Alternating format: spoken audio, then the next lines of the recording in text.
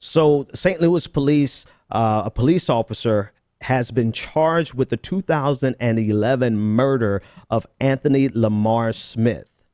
Officer Stockley has been charged with this. Jason Stockley has been charged with this murder recently, as in a few months ago. 4 months ago, actually, he was charged with the 2011 murder of a black man. And because of new evidence that came out between then and now, recently, video and audio from his police car surfaced saying that, "I'm going to kill this mother effer. Don't you know it?" I don't know about that "don't you know it" thing. That don't you know it sounds like Sarah Palin. Like, don't you know? But anyway, I'm sorry. This is serious news. Sorry, guys.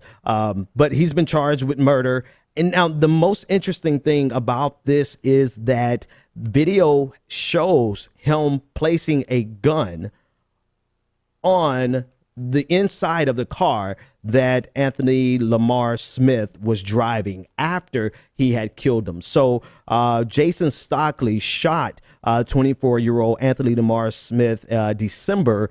And so he shot him 4 times, killing him. After they took his body out of the car, video shows Stockley placing a weapon in the car. Investigators have discovered, they investigated the gun itself, and DNA on the gun can only be tracked back to Stockley. Let me say that more accurately. There was none of Anthony Lamar Smith's DNA on that gun. The only DNA on the gun was belonged to Jason Stockley. Now, as this is information that came out today, as of today, they have not yet charged him with planting, or whatever the official charge would be for planting evidence on the scene, but he has been charged with murder. And it just really would have gone unnoticed in a lot of ways, if not by the St. Louis Dispatch, Post-Dispatch, the newspaper that that obtained police and surveillance footage of what happened in 2011. And because of what they obtained, charges were filed. And because of what they obtained, they now see that this gun that had been blamed on Anthony Lamar Smith actually belonged to Jason Stockley, the man who's on your screen now. So this is this doesn't foster a lot of confidence with the police agencies. I mean, why, it's, what was the case? The ACLU just brought a case, a civil rights lawsuit against the police department that got caught on video trying to find charges or make up charges to charge a young man. I mean, the case out of New Jersey where police officers brutally assaulted a black man and then charged him with the crime. And had it not been for the dash cam footage, they would have gotten away with it and he would have been in jail. I mean, there's so many cases where we see police officers go back to New York. The one I just covered a few weeks ago, maybe a few months ago, where the police officer is telling his supervisor that he is targeting the people who do crimes, yet the supervisor is telling him, you should be looking for black youth males. And that's the exact phrase, black male youth, and blaming him and attacking him because he was not out racially profiling black male youths. So this is not something that people are just making up. This is a problem. It has been a problem for a long time. Let's just be realistic about it. It's not as though this is a brand new problem. It's just that technology has given us the opportunity to catch them in the act. And because some police officers aren't bright enough to cut off the cell phone that they confiscated and got caught themselves. But this type of thing has been happening. And I try to tell people all of the time, this doesn't just happen to black people.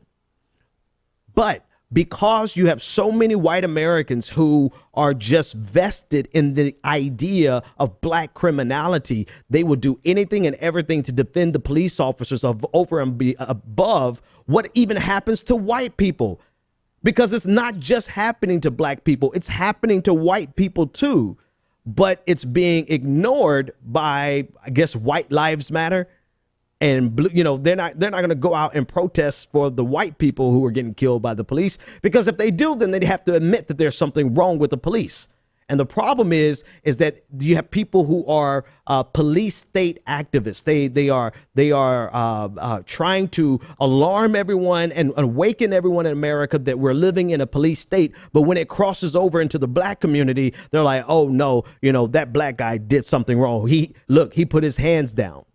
Or look, he didn't acquiesce to the demands of the police officer who had no reason to stop him in the first place. Right? They always end up falling on that side of the equation and not realizing that if there is a police state in America, it started first in the black community. And so now this story out of St. Louis is just another piece in the puzzle showing that there are reasons why African Americans don't trust the police. Let me show you this video right here. I'm going to end with this video. This is a video. I'm not even sure of where this is taking place, but you can watch the video. It's about 1 minute and 17 seconds long, but there are two police officers who are basically harassing some young black kids who are young enough to be my sons. And ultimately, they let them go because they had no reason to be harassing them. Watch the video for yourself.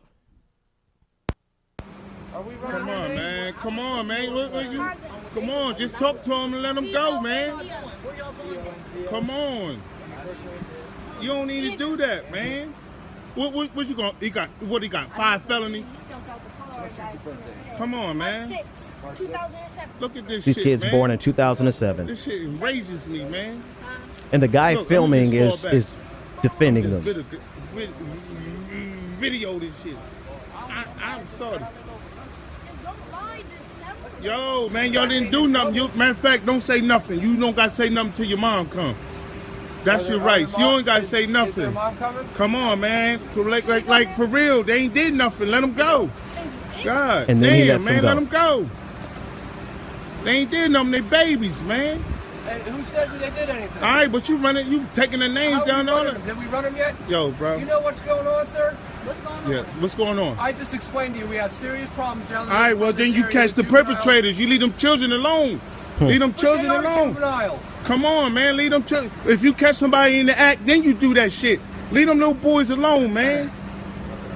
I mean, these are literally children on bikes being stopped by the police, getting their names, getting their information. It had not been for the guy they're filming standing up for them, then they probably would have ran their names and possibly even cuffed them just cause.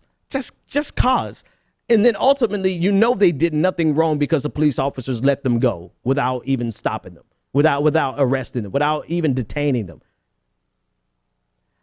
And it starts so early. It starts so young. It starts at the point where, you know, anyway,